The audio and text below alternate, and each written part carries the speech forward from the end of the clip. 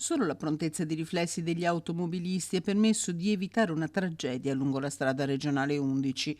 Erano le 10 quando un albero è crollato sulla carreggiata ai confini tra i comuni di Rubano e Mestrino. Danni ingenti per i veicoli, ma nessuno si è fatto male e questo è quasi un miracolo. Al chilometro 3,75 hanno lavorato i vigili del fuoco con gli agenti della polizia locale per regolare il traffico, sempre molto intenso, e gli addetti di Veneto Strade.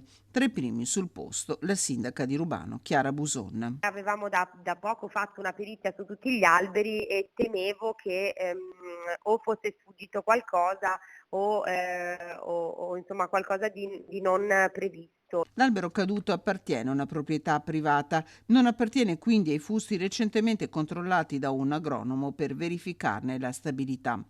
La sindaca ribadisce l'importanza di queste operazioni e invita i cittadini a riflettere. Quando gli alberi sono malati o completamente marci, come in questo caso, non è prevedibile la caduta.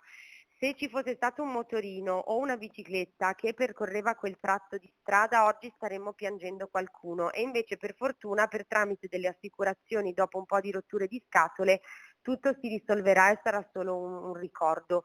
Quindi sì, tagliare gli alberi non è mai bello, però quando gli alberi hanno finito la loro vita oppure sono malati oppure sono a rischio sradicamento diventano non più una risorsa ma un grave pericolo.